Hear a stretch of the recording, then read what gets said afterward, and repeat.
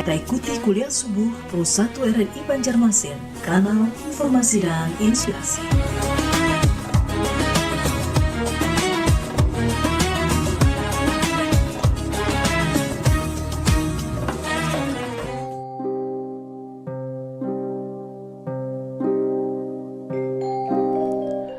Assalamualaikum warahmatullahi wabarakatuh, pendengar dan pemirsa, syukur alhamdulillah kembali berjumpa kita dalam program kuliah subuh kerjasama antara RRI Banjarmasin dan UIN Antasari Banjarmasin. Dan di kesempatan pagi hari ini pendengar, di kajian pada subuh kita bersama Ustadz Fahmi Riyadi, kita akan membahas terkait tentang beragama di era digital dari perspektif hadis Rasulullah SAW atau hadis Nabi. Nah, bagi Anda nantinya, bagi yang ingin bertanya atau berdiskusi bersama Ustadz Fahmi, kami silahkan di dua line telepon 3251562 ataupun di 0811 5111 410, atau pesan singkat WhatsApp juga boleh pendengar di nomor yang sama 811 511 1410. Telepon WhatsApp juga insya Allah kami buka juga bagi Anda mungkin yang ingin bergabung melalui telepon WhatsApp. Dan juga siaran ini kami live-kan juga melalui channel YouTube kami di @pro1RRI Banjarmasin. Yang ingin bertanya melalui kolom komentar YouTube juga insya Allah nanti kami bacakan. Silahkan tuliskan pertanyaan atau diskusi Anda di kolom komentar YouTube kami. Sekali lagi pendengar, bersama Ustadz Fahmi, hari ini kita akan membahas terkait tentang beragama di era digital dalam perspektif hadis Nabi. Kita sudah hadir Ustadz Fahmi. Assalamualaikum Ustadz. Waalaikumsalam warahmatullahi wabarakatuh. Alhamdulillah sehat Ustadz. Alhamdulillah. Alhamdulillah, hampir dingin-dingin sudah subuh. Agak panas sudah ya. Baik, bersama Ustadz Fahmi kita akan langsung saja membahas terkait tentang beragama di era digital dari perspektif hadis Nabi. Silakan Ustadz. Baik, terima kasih Mas Adit. Sebelumnya bismillahirrahmanirrahim. Assalamualaikum warahmatullahi wabarakatuh. Waalaikumsalam warahmatullahi wabarakatuh. Alhamdulillah, wassalatu wassalamu ala rasulillah wa ala alihi wa sahbihi wa mawalah, amma ba'd. Alhamdulillah, pada kesempatan pagi hari ini kita berjumpa kembali di dalam acara kuliah subuh kerjasama Pro 1 RRI Banjarmasin dengan Universitas Islam Negeri Antasari Banjarmasin. Salawat serta salam tidak lupa kita haturkan kepada Nabi besar Muhammad sallallahu alaihi wasallam, pada keluarga beliau, para sahabat dan pengikut beliau dari zaman dahulu hingga waktu yang dijanjikan kelak oleh Allah Subhanahu wa taala. Baik, sebagaimana yang sudah disampaikan, tema kita pada pagi hari ini adalah beragama di era digital, perspektif hadis Nabi Muhammad sallallahu alaihi wasallam. Yang pertama tentu kita memahami apa itu beragama. Nah, kalau kita menyebutkan kata beragama, biasanya ada aspek-aspek tertentu yang tidak pernah lepas dari yang namanya agama. Yang pertama, beragama itu erat kaitannya dengan yang namanya keyakinan atau tauhid. Makanya kita di dalam Islam memiliki yang namanya rukun iman, yaitu rukun iman. Percaya kepada Allah Subhanahu wa taala yang gaib, percaya kepada kitab-kitab, percaya pada malaikat dan seterusnya. Jadi hampir di semua agama tentunya ada aspek ini, aspek keyakinan, karena agama itu sendiri sifatnya adalah keyakinan. Dan yang kedua, ya, yang kaitannya dengan beragama yaitu ada ibadah dan ritualnya. Di keyakinan biasanya diiringi dengan ibadah. Ada ritual. Kalau di dalam Islam kita mengenal ada ibadah sholat, ya, ada haji, ada puasa, dan tentunya juga ini ada di segenap agama. Karena agama menuntut ketaatan melalui peribadatan. Nah, selain itu agama erat juga kaitannya dengan yang namanya moral dan etika. Tentu orang beragama diharapkan dia memiliki kebaikan-kebaikan, melakukan tindakan-tindakan kebaikan, tindakan-tindakan moral. Makanya orang beragama itu identik dengan moral, identik dengan etika. Yang berikutnya ya, aspek agama itu adalah ada kaitannya dengan sosial dan kemanusiaan. Nah, biasanya kita mengenal ada hablum minallah wa hablum minan nas. Jadi hubungan sosial kemanusiaan. Jadi bukan hanya berkaitan dengan eh, apa keislaman saja, tetapi kaitannya dengan ukhuwah basyariyah. Jadi persaudaraan antara sesama manusia. Dan yang berikutnya biasanya kaitan dengan agama ini adalah tanggung jawab secara spiritual dan sosial. Karena masing-masing kita tentu bertanggung jawab secara spiritual kepada Allah Subhanahu wa taala, juga bertanggung jawab terhadap manusia. Jadi segala perbuatan kita itu dipertanggungjawabkan kepada Allah, juga kepada manusia kalau itu terkait dengan kemanusiaan. Nah, dari aspek-aspek beragama ini tentu ada yang namanya tujuan. Kenapa di dalam agama itu ada keyakinan, di dalam beragama itu ada yang namanya ibadah. Kenapa kita capek-capek mau beribadah? Misalnya seperti sholat 5 waktu, ya. Terus juga mengerjakan puasa, tidak makan dan minum selama sebulan, dan seterusnya. Tentu ini ada tujuannya. Tujuan yang paling pertama tentu dalam orang beragama itu adalah mendekatkan diri kepada Allah Subhanahu wa taala. Ya. Semakin dekat dengan Allah Subhanahu wa taala, maka harusnya orang yang beragama itu semakin baik, semakin taat beribadah, hubungan sosialnya semakin bagus. Dan itu juga tujuan untuk beragama itu adalah untuk mencapai kebahagiaan dunia dan akhirat. Tentu orang beragama karena memiliki keyakinan kepada Allah Subhanahu wa taala, memiliki keyakinan adanya hari pembalasan, ada harapan-harapan yang ingin kita capai di dalam kehidupan beragama, yaitu selain kita mendapatkan kebahagiaan di dunia, tidak sengsara, kita juga selamat ketika hidup di akhirat nanti, ketika dibangkitkan setelah hari kiamat. Nah, selain itu ya, tujuan orang beragama tadi untuk mencapai kebahagiaan dunia dan akhirat, juga menjaga keseimbangan antara kehidupan material dan spiritual. Jangan sampai kita hanya menuntut kebutuhan materialnya saja, lupa kepada Allah Subhanahu wa taala yang memberikan segala-galanya. Hidup kita, bahkan semua harta benda yang kita miliki itu pemberian dari Allah Subhanahu wa taala. Maka perlu keseimbangan.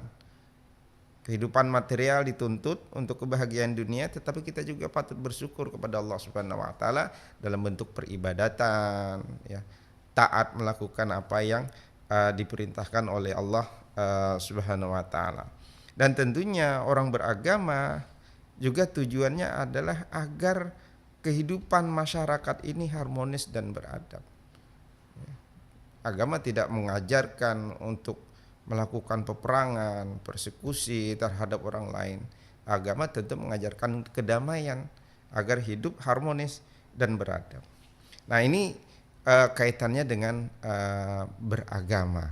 Jadi tadi kalau kita menyebutkan kata beragama itu erat kaitannya dengan keyakinan dan seterusnya.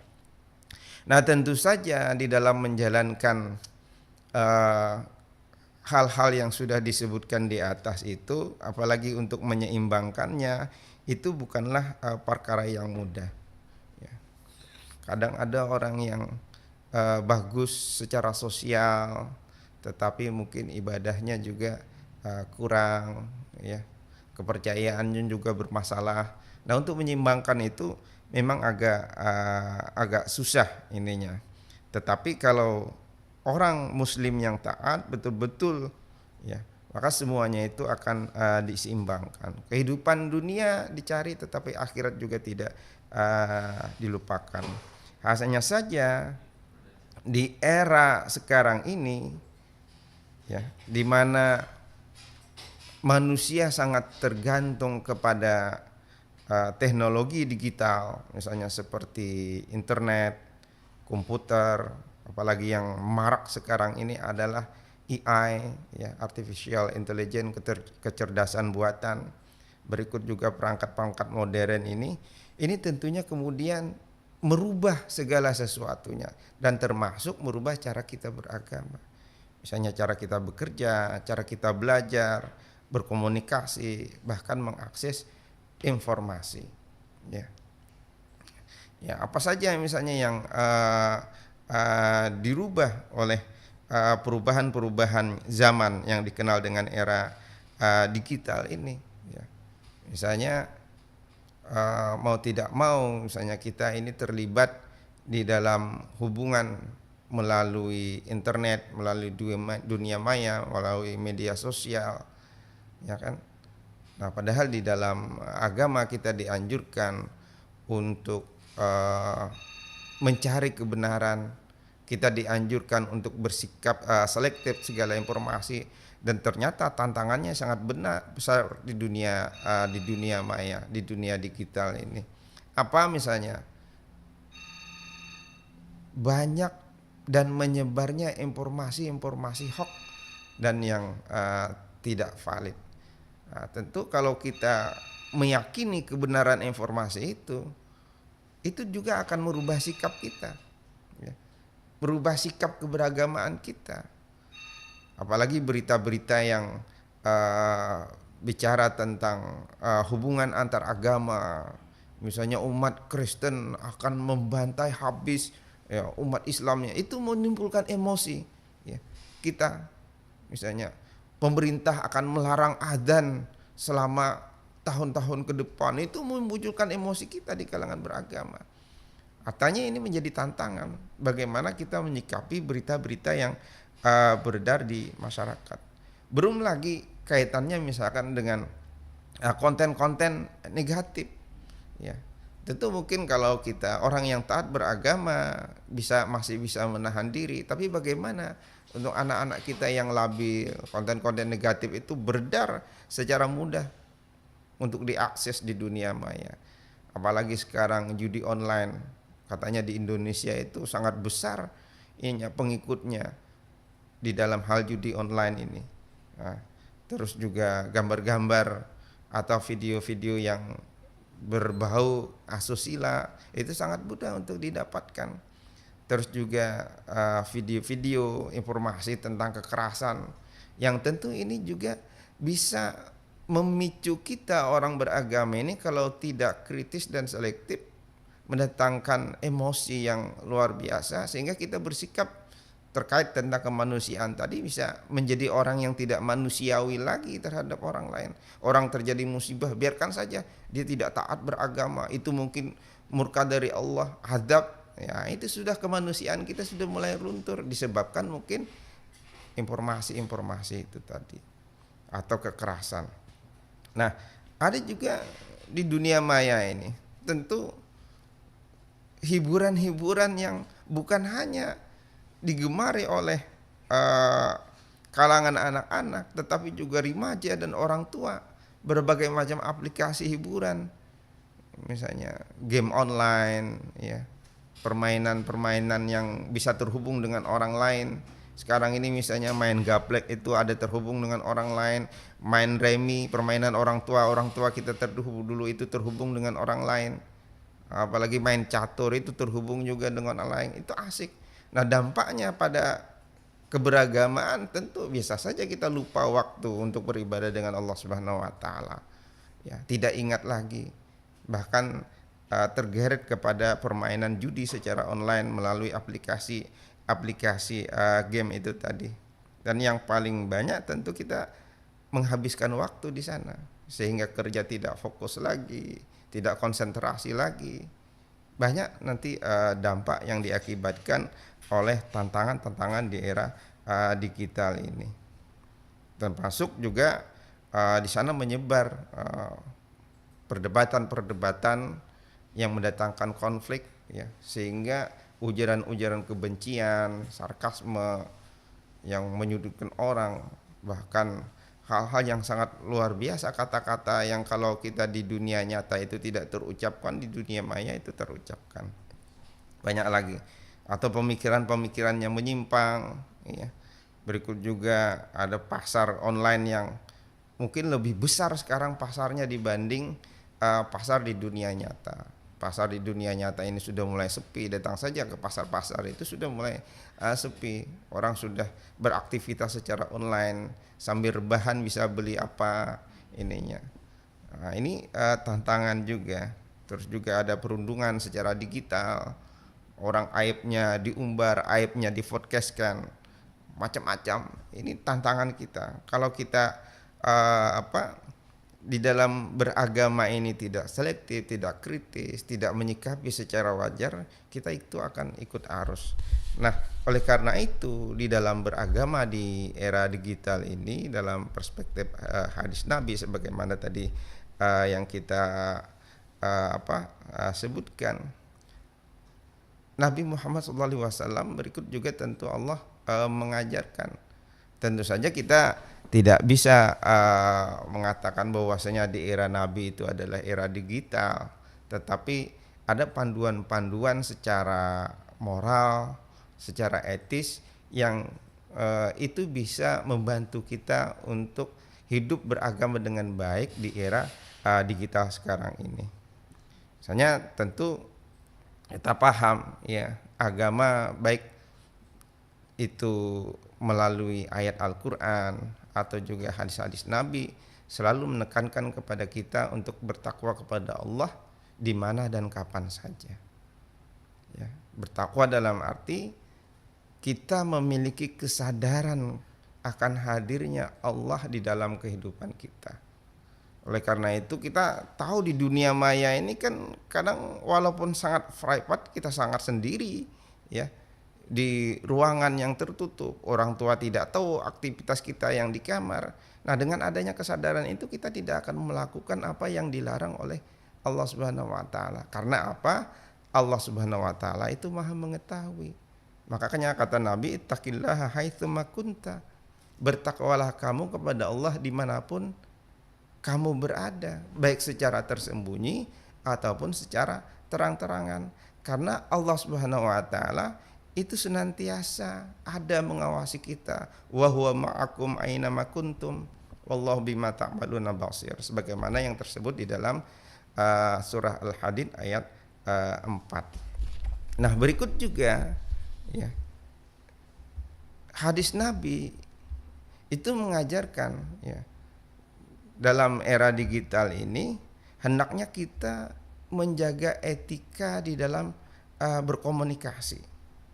Ya, tentu etika dalam berkomunikasi itu banyak. Misalnya kita dianjurkan hanya untuk mengatakan hal-hal yang baik saja. Kalau kita tidak sanggup untuk mengatakan hal yang baik, maka dianjurkan untuk diam saja. Kata Nabi, man kana yu'minu billahi wal yaumil akhir falyakul khairan aw liyasmut.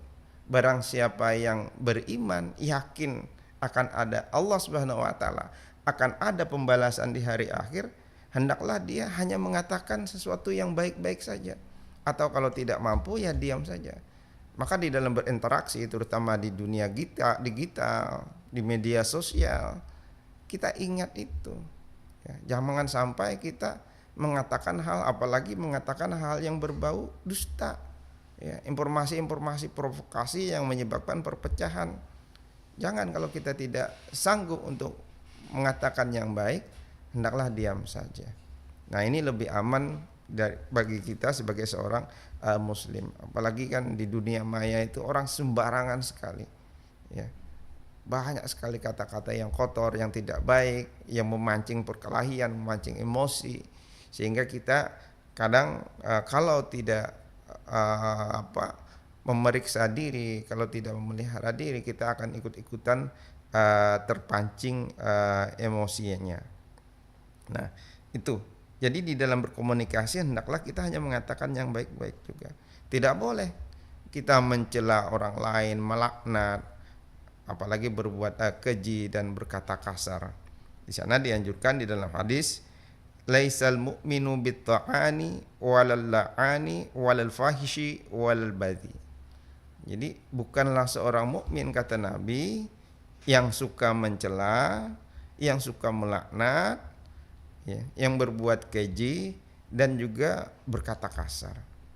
Karena ini masih di dalam kerangka bermedia sosial. Jadi hendaklah kita menjaga etika di dalam berkomunikasi, apalagi sampai mengucapkan kata-kata yang merendahkan orang lain. Itu banyak kita temukan, ya, mengatakan hal-hal yang karena terjadi perdebatan, konflik di dalam hal pemikiran, kita kemudian saling rendah merendahkan, sebutkan kamu sekolah di mana, nggak pernah belajar ini, nggak pernah belajar itu, dan seterusnya, untuk memenangkan diri dan merendahkan orang lain.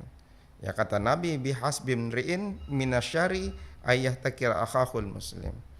Cukuplah orang itu dikatakan berbuat jahat dengan cara apa? Dengan cara dia merendahkan orang lain atau merendahkan saudara yang muslim. Karena itu kita dianjurkan oleh Nabi Muhammad SAW, ya, tidak boleh melakukan atau berkomunikasi model yang semacam itu. Nah, kita dianjurkan juga untuk kritis terhadap informasi. Artinya tidak semua informasi yang kita terima atau yang kita dapatkan itu ditelan mentah-mentah, yang kemudian menjadi bagian dari kita, yang menyebabkan emosi kita bangkit marah terhadap orang lain, ya. Tidak boleh semacam itu. Makanya misalnya kalau kita merujuk ke ayat Al-Qur'an, nah misalnya di dalam surah Al-Hujurat itu kan kita dianjurkan untuk tabayun, ya, untuk meng-cross check dulu kebenaran informasi. Bahkan Allah Subhanahu wa taala dalam surah Az-Zumar, ya, ayat 17 dan 18 itu menganggap orang yang mampu meng-cross check informasi kemudian dia memilih informasi yang terbaik untuk dia ikuti, itu dianggap sebagai orang yang ulul albab, memiliki inti pikiran yang bagus. Fabashir ibadil ladzina yastami'una al-qawla fayattabi'una ahsanah ulaika alladzina hadahumullah wa ulaika hum ulul albab. Kata Allah, berikanlah kabar gembira kepada hamba-hambaku yang mau mendengarkan perkataan, mau mendengarkan segala informasi, tetapi dia kemudian selektif, kritis terhadap informasi itu, dan dia kemudian memilih yang terbaik dari informasi-informasi tersebut dan mengikutinya. Mereka itulah orang-orang yang mendapat petunjuk dari Allah Subhanahu wa taala, dan mereka adalah orang-orang yang memiliki inti pikiran atau ulul albab. Makanya Nabi kemudian mengajarkan ke kita, kafa bil mar'i kadiban ayyuhaditsa bikulli ma sami'a. Sebagaimana yang diriwayatkan oleh Imam Muslim. Cukuplah seseorang itu dianggap sebagai pendusta kalau dia menyampaikan, menginformasikan, mengatakan segala yang dia dengar. Ini orang ini tidak selektif, orang ini tidak kritis terhadap informasi. Apalagi informasi-informasi itu yang berbau provokatif, yang menyebabkan terjadinya konflik, ya, itu orang pendusta. Orang pendusta itu apa? Dia diantaranya adalah menyebarkan segala informasi tanpa seleksi. Kafa bil mar'i kadib, kata Nabi. Cukuplah dia dianggap sebagai orang pendusta kalau menyampaikan segala apa yang dia dengar. Nah, kita juga dianjurkan di era digital ini untuk memanfaatkan digital secara baik. Misalnya, tentu digital itu bermanfaat terutama untuk meningkatkan kualitas diri, mendapatkan informasi, mendapatkan pengetahuan, misalnya pengetahuan agama, untuk meningkatkan skill kita, ya, apakah kemampuan berbahasa, kemampuan teknis yang lainnya, itu banyak tersaji di media online atau banyak tersaji di YouTube, ya, di aplikasi-aplikasi yang sejenisnya. Makanya kata Nabi, thalabul ilmi faridatun ala kulli muslim. Menuntut ilmu itu wajib. Melalui apa? Di antaranya melalui media-media itu, sehingga kita betul-betul memanfaatkannya. Ya, itu juga bisa dimanfaatkan untuk apa? Menyampaikan kebenaran.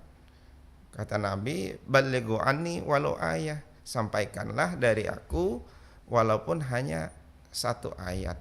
Dalam arti, sampailah kebenaran yang datang dari Nabi kepada orang lain agar orang lain juga mendapatkan manfaat dari kebenaran yang kita sampaikan. Nah, bukan ikut-ikutan kemudian terprovokasi oleh berita-berita hoax sebagaimana yang kita sampaikan terdahulu. Terus kata Nabi juga, man dalla ala khairin falahu mithlu ajri fa'ilihi. Barang siapa yang menunjukkan kepada kebaikan, tentu berbagi informasi. Kalau ibu-ibu itu berbagi misalnya masakan-masakan, kayak apa caranya menyangga gumbili biar gumbili itu jadi hapuk, nyaman dimakan, dinikmati oleh keluarga, menyangga tahu, berbagi informasi yang bagus-bagus, ya. Atau mungkin terkait dengan keagamaan, para ustadz, para pendai, nah dia akan mendapatkan pahala kalau orang lain itu mengamalkan kebaikan tersebut. Dan yang terakhir, tentu ini yang sangat bermasalah terutama bagi anak-anak kita yang kecanduan game online, tidak bisa mengendalikan diri untuk terus bermain sehingga menghabiskan waktu, memboroskan waktu, bahkan ngalih ditaguri malam guring larut, ya bukan hanya jam 11 jam 12 bisa sampai jam 2 kalau orang tuanya ketidur duluan. Ini sangat parah, tidak dapat mengendalikan diri. Oleh karena itu hendaklah ini betul-betul menjadi perhatian kita, ya. Di sekolah itu kalau dibiarkan juga sangat berdampak luar biasa. Kalau sekolah membiarkan peserta didiknya menggunakan HP, bisa-bisa saat belajar peserta didiknya tidak memperhatikan lagi. Makanya diajarkan oleh Nabi, min husni islamil mar'i tarkuhu ma la ya'nihi.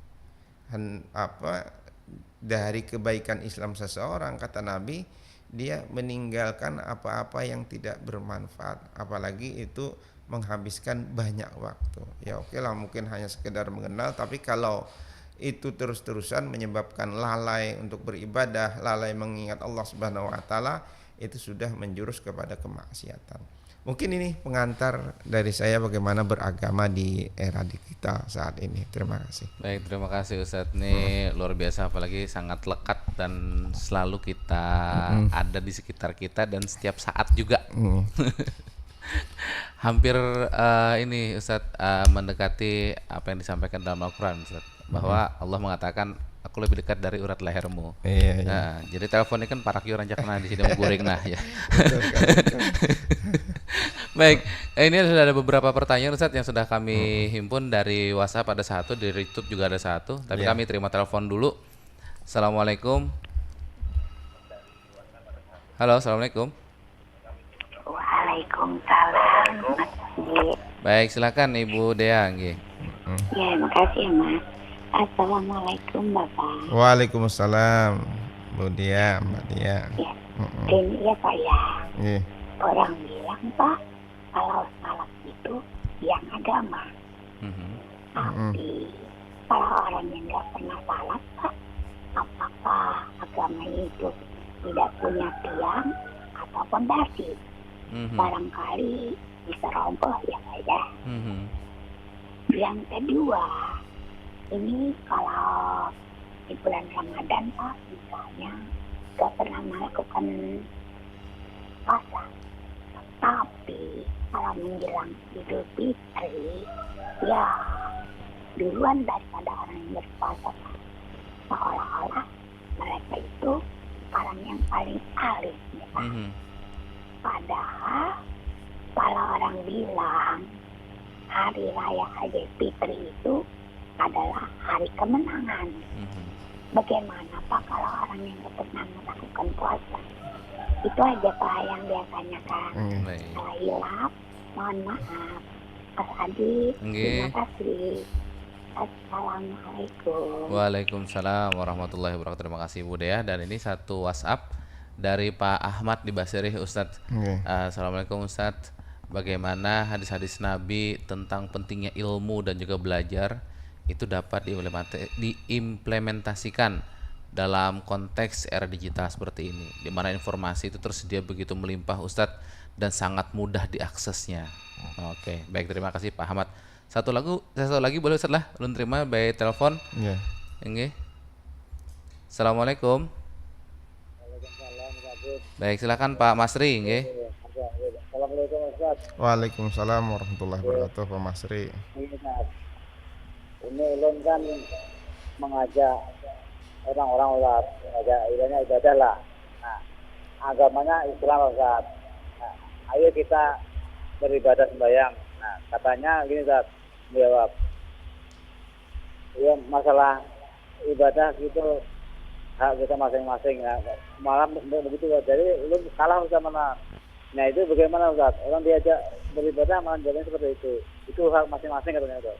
Nggak usah ikut campur. Nah, lu kalah sama Ustaz. Nah, bagaimana itu Ustaz? Orang yang seperti itu Ustaz. Itu aja masalah itu. Iya. Assalamualaikum warahmatullahi wabarakatuh. Waalaikumsalam warahmatullahi wabarakatuh. Ini mirip cerita ada salah seorang ustadz yang pernah mendengar juga ustadz dibawain sembahyang Jumatan jar. Ayo bimbel jar lo, kada jar. Aku sembahyang di masjid yang di sana aja jar. Sekalian kan sembahyang jar. Baik, tiga dulu ustadz, silakan ustadz. Ya, baik. Terima kasih. Ini ada 3 pertanyaan. Ya, ada dari Mbak Dea, Pak Ahmad di Basiri, dengan juga Pak Masri. Mbak Dea menanyakan tentang sholat adalah tiang agama. Tapi bagaimana orang yang tidak sholat? Apakah dia tidak punya tiang? Nah, itu semacam analogi ya, ilustrasi. Jadi begini, ibadah itu, ya, sholat itu adalah pembuktian keimanan seseorang kepada Allah Subhanahu Wa Taala. Jadi itu pembuktian. Makanya kita tidak bisa atau tidak cukup dikatakan beriman ya kalau tidak membuktikan keimanan kita itu kepada Allah Subhanahu wa taala. Baik secara sembunyi atau terang-terangan pembuktian tersebut. Yang dimaksud dengan secara sembunyi-sembunyi atau terang-terangan, memang ada ibadah yang diketahui oleh manusia.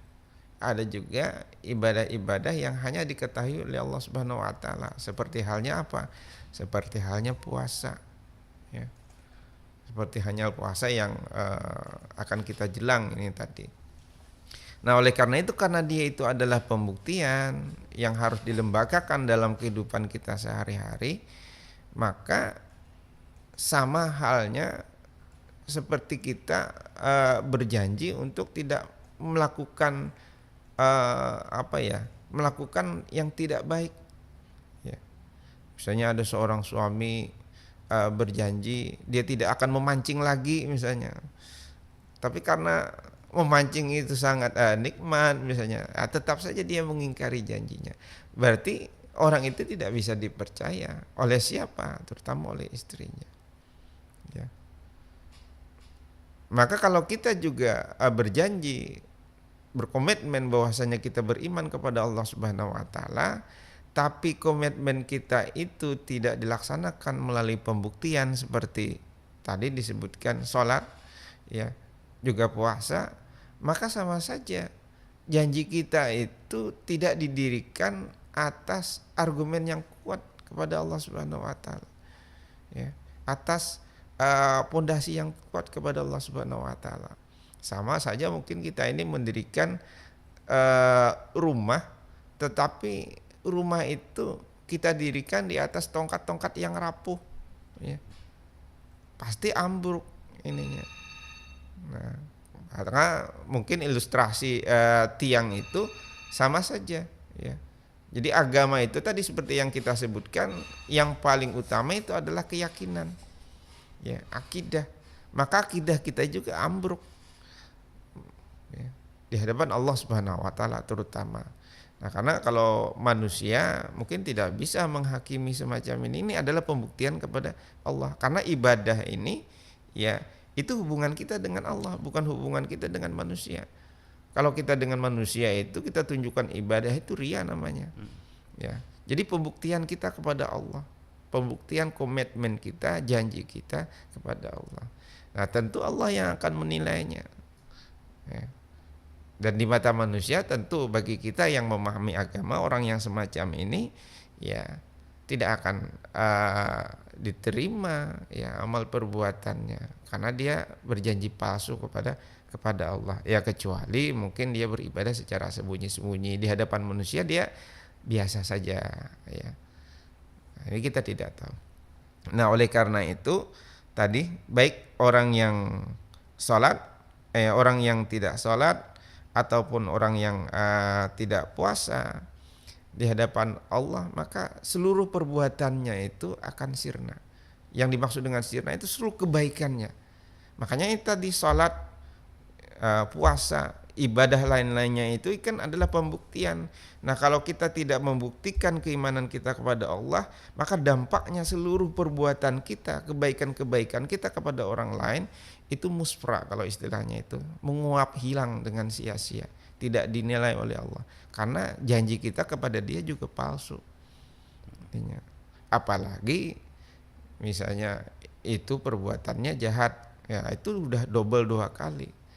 Nah, makanya tadi sholat itu tiang agama, ya ibadah secara keseluruhan itu juga dianggap mungkin bisa sebagai tiang kita, ya, atau sebagai komitmen kita kepada Allah, bahwasanya kita ini adalah hambanya, akan mentaati segala perintahnya. Kalau tidak dibuktikan dengan itu, ya ambruk semuanya. Maksud ambruk semuanya itu bukan hanya ibadahnya, seluruh amal buat-buatannya juga ambruk, ininya sia-sia. Nah, inilah yang mungkin analogi dari tiang tersebut. Terus yang kedua, mungkin tadi yang Idul Fitri Pak iya itu, ya itu sama saja ya tadi kaitannya dengan sholat dan juga di bulan Ramadan tidak berpuasa.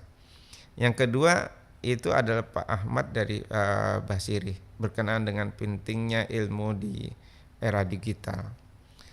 Tentu era digital ini, ya, selain kita berilmu itu penting untuk menyikapi tantangan di era digital, kita juga, ya, dunia digital ini, era digital ini juga penting untuk mendapatkan ilmu, ya. Bagaimana pentingnya ilmu untuk menghadapi dunia digital itu tadi, ya, sebagaimana yang kita sebutkan, jangan sampai kita terprovokasi oleh berita-berita hoax. Makanya perlu ilmu untuk menyeleksi, ilmu untuk cross check, itu penting, ya. Kalau kita terbawa-bawa oleh berita tersebut, kita nanti akan terus-terusan terombang-ambing oleh informasi-informasi hoax yang itu akan berbenturan terus dengan orang lain, ya. Ini penting, ya. Makanya bersikap selektif, misalnya. Jangan mudah percaya dengan apa yang ditampilkan di media sosial, itu ada ilmunya. Contohnya sekarang ini yang sangat ngeri itu adalah apa yang kita sebut dengan artificial intelligence. Wah, itu sangat luar biasa. Bukan hanya dia bisa memanipulasi wajah kita, wajah orang, dengan melakukan perbuatan-perbuatan yang tidak senonoh. Coba lihat misalnya gambar-gambar yang dulunya gambar-gambar jadul, itu sekarang dibuatnya bergerak, bisa berpelukan, bisa berciuman, dibuat semacam itu. Apalagi yang gambar-gambar yang sudah bergerak bisa dimanipulasi ininya. Dan kalau kita percaya hal-hal yang semacam itu, ya, saya ada menemukan misalkan ada orang tua, misalnya ini ada tokoh di bidang kedokteran pengobatan, dia memberikan semacam testimoni, ayolah beli obat ini, ya, padahal artificial intelligence mulutnya digerakkan sama persis, ya, ininya lah, karena dia percaya dengan orang itu, ya ternyata terbeli obat palsu, ya, bahkan bukan menambah bagus penyakit, menambah ini. Maka itu kejahatan di dunia itu sangat luar biasa, dengan memanipulasi gambar-gambar tokoh, ya, misalnya kalau yang agama itu Zaidul Akbar itu sering juga diinikan tokoh siapa yang obat pengobatan kanker, pengobatan ginjal dan seterusnya. Orang yang berpenyakit kan mudah berhayal, wah ini cepat sembuh ini minum obat semacam ini. Nggak tahu itu hanya aplikasi digital AI saja, mulutnya sama persis yang diucapkan. Bukan itu saja, Ronaldo, Valentino Rossi itu juga dibuat goyon-goyonan sekarang dengan bahasa Banjar. Ini hati-hati kalau kita ini. Nah, itu perlu ilmu. Dan sebaliknya, dunia digital ini juga sangat penting bagi kita untuk meningkatkan ilmu. Apa-apa itu sudah mudah diakses, ya. Buku-buku banyak itu menyediakan, misalnya orang yang bisa berbahasa Inggris, bahasa Arab, tinggal misalnya library Genesis itu dia menyaksikan puluhan juta, PDF Drive itu dia menyajikan 70-an juta buku dalam berbagai bahasa, bahkan sastra, agama, Al-Maktabah Al-Waqfiyah menyajikan beribu-ribu buku, mudah sekali sekarang diakses. Apa yang orang jual di pasar itu kita bisa mendapatkannya secara gratis, secara digital. Nah tentu tinggal diri kitanya saja lagi berminat atau tidak untuk meningkatkan ilmu. Nah, jadi 2, ilmu itu penting untuk menyikapi dunia digital yang banjir informasi sekarang ini. Yang kedua, kita juga bisa mendapatkan ilmu di sana kalau memang betul-betul untuk meningkatkan diri. Misalnya banyak aplikasi-aplikasi digital ya, zikir dan doa, aplikasi Quran dan tafsir, aplikasi hadis dan syarahnya. Ya, ada fatwa-fatwa, tinggal Anda mau kemana afiliasinya. Kalau ke NU itu nanti ada aplikasi NU online, ada aplikasi Muhammadiyah online ininya. Itu sangat mudah sekarang, tidak perlu lagi ininya. Kalau mau bisa konsultasi, menanya secara langsung. Kalau informasi secara praktis dengan menggunakan kecerdasan buatan itu tadi, aplikasi seperti Gemini, ChatGPT dan seterusnya sangat memudahkan. Bahkan untuk menerjemahkan yang bahasa Arab, bahasa Inggris, bahasa Jerman, tinggal kita copy paste saja, kita terjemahkan langsung misalkan. Nah, sekarang sangat mudah untuk mendapatkan ilmu pengetahuan. Hanya orangnya saja lagi. Kadang-kadang kita lebih suka untuk melihat hiburan saja, melihat YouTube, main game. Dan untuk meningkatkan pribadi itu ya mungkin kehabisan waktu sudah.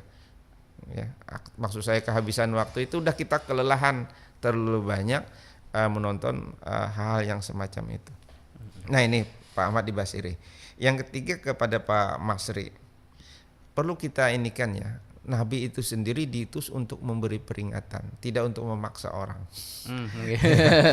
Simpel. Iya kan? Enggak. Ya, beliau ya kalau orang yang tidak mau ya sudah ininya. Kalau sudah diingatkan ininya. Kamu tidak diutus untuk memaksa orang, kata Allah Nabi. Kata Allah kepada Nabi, kamu hanya basyira wa munzira. Kamu adalah memberi kabar gembira dan memberi peringatan. Kabar gembiranya apa? Kalau mengikuti jalan Islam, kamu akan mendapatkan kehidupan yang layak baik di dunia dan di akhirat, ya.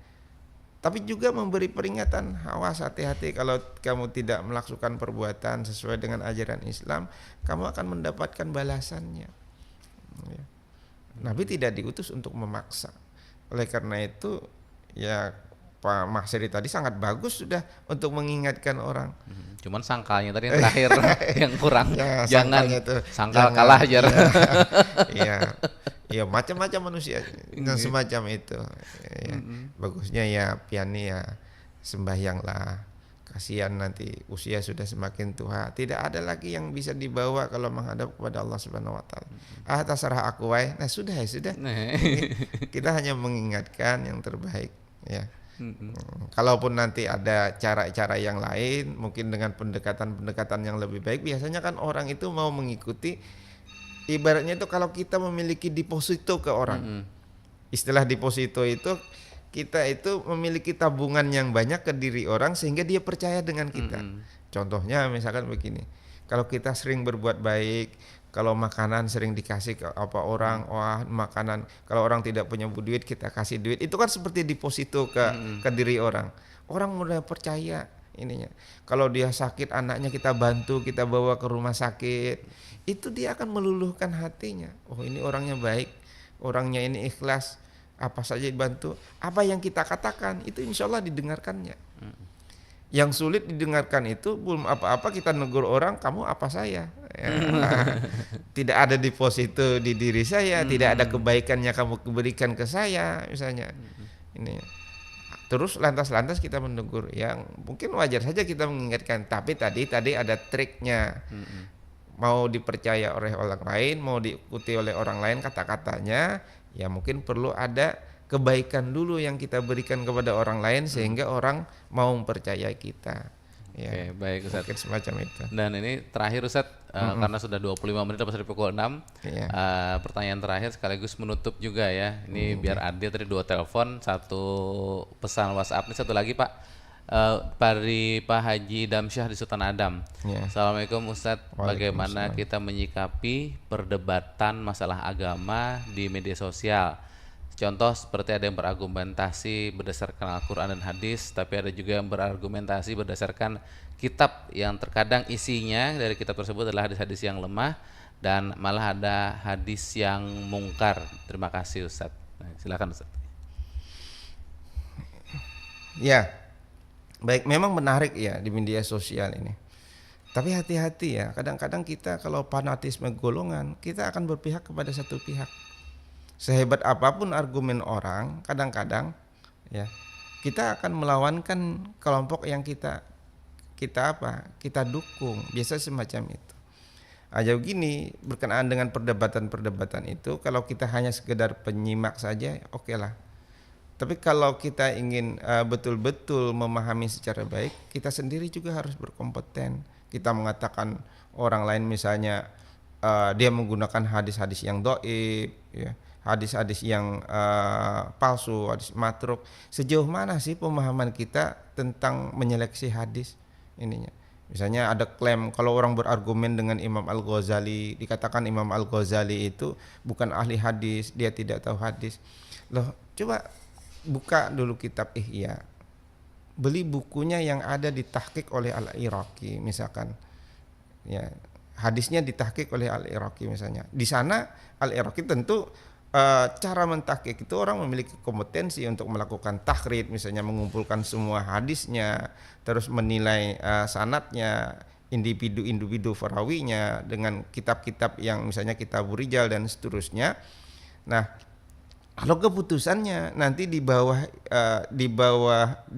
kitab Imam Al-Ghazali itu kan diberikan informasi di sana berkenaan dengan hadis-hadis yang dikutip oleh Imam Al-Ghazali. Misalnya kalau kitabnya Al-Iraqi itu kalau Imam Ghazali Al-Ihya fi Ulumiddin itu, terus kalau Al-Iraqi itu tahqiqnya itu agak punya fi Hamlil Asfar itu kalau tidak salah bukunya. Nah, itu diberikan informasinya. Nah, lihat dulu kalau memang orang berargumen dengan hadis yang sudah kita lihat semacam itu. Kadang di perdebatan tentang agama ini kita agak membulat juga ya kalau tidak memahami. Misalnya kadang orang mengatakan ayo kembali kepada Al-Quran, ayo kembali kepada hadis. Padahal kembali kepada Al-Quran, kembali kepada hadis itu perlu dipahami. Ya, sejauh mana kita kembali ke Al-Quran, kepada hadis itu, apakah kita bisa kembali dengan sendirinya memahami tanpa bantuan rumusan-rumusan, misalnya tanpa dibantu oleh para ulama melalui ilmu usul fiqh itu untuk memilah mana ini wajib, mana ini sunnah, ya, mana ini mungkar. Itu kan bantuan ilmu yang disajikan oleh para ulama. Atau kembali kepada hadis tanpa bantuan para ulama-ulama hadis untuk menentukan hadis ini sahih atau tidak. Imam Al-Ghazali, Imam Bukhari misalnya dengan caranya yang sangat selektif sehingga mengoleksi hanya hadis-hadis yang sahih saja. Imam Bukhari itu kalau tidak salah itu beliau itu menyeleksi dari 600.000 hadisan yang kemudian terkumpul hanya berapa ribu saja. Jadi banyak lagi ratusan ribu yang tidak beliau masukkan di dalam kitab tersebut. Bagaimana beliau mengumpulkan itu? Itu ada ininya. Nah, oleh karena itu kalau kita hanya sekedar menyimak fanatisme saja, ya itu hati-hati. Kadang-kadang kita hanya mendukung satu pihak, ya, dan kemudian sementara argumen orang mungkin juga bagus. Sebaliknya juga demikian. Ini kalau kita mendukung pihak sebelahnya, argumen yang lain itu nih. Oleh karena itu terkait dengan perdebatan-perdebatan ini, mungkin kita sebagai penyimak, ya, pendengar, kalau memang tidak ada ilmunya, mungkin lebih baik mendalami saja, jangan terlalu jauh ikut campur. Tapi kalau kita memang ada ilmunya, kita bisa meng-cross check kebenarannya melalui tadi seperti yang saya sebutkan, dunia digital itu memberikan kemudahan bagi kita. Misalnya untuk memverifikasi kesahihan hadis itu sangat mudah. Alkitab Al-Mawsu'ah itu kita tinggal buka saja hadisnya, kita klik sanadnya, itu akan kebuka jalur masing-masing itu. Misalnya mulai dari perawi pertama sampai perawi terakhir itu bagaimana kualitasnya. Sudah bisa dicek. Nah, mungkin itu bagaimana menyikapinya ya. Sikapnya tentu tadi kita terbuka menerima kedua informasi. Kalau kita memiliki kompetensi, kita cross check kebenarannya, sehingga kita yakin antara dua belah pihak itu mana yang argumennya lebih berdasar. Nah, mungkin semacam itu. Baik, terima kasih Ustadz, dan sudah 31 menit setelah di pukul 6 dan pemirsa dan pendengar, mudah-mudahan apa yang disampaikan oleh Ustadz Fahmi ini terutama bagaimana kita lebih bijak ya Ustadz dalam bermedia sosial, apalagi ini arus informasi media sosial sangat luar biasa. Informasinya bahasa kita itu tidak terbendung lagi. Tapi dari situ juga ada counternya, kalau ada informasi yang ragu-ragu bisa di cross check juga kebenarannya ya.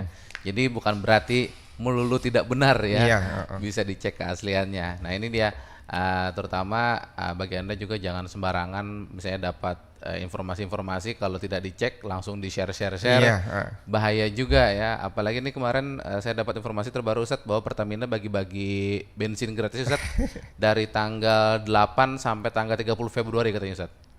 Iya. Itu perlu dikonfirmasi dulu. Konfirmasi. Soalnya dikonfirmasi kan kalau tidak salah saya ingat tanggal Februari saya sampai tanggal 28 Ustadz. Ini tanggal 8 sampai 30 Februari Ustadz. Ini 30. Ini belum ada lagi ya bagi-baginya. Enggak kan sampai 30 Februari Ustadz. Sedangkan Februari kita hanya sampai tanggal 28 aja Ustadz. betul. Nah kalau tidak jeli nih bisa kok gocek ini. Iya betul. Baik, pendengar, demikian perjumpaan kita di kuliah subuh dan kita tutup dengan doa kafaratul majelis. Subhanallah wa bihamdihi asyhadu an la ilaha illa anta astaghfiruka wa atubu ilaik. Kita jumpa lagi esok di jam yang sama. Assalamualaikum warahmatullahi wabarakatuh. Waalaikumsalam warahmatullahi wabarakatuh. Kuliah subuh Pro 1 FM.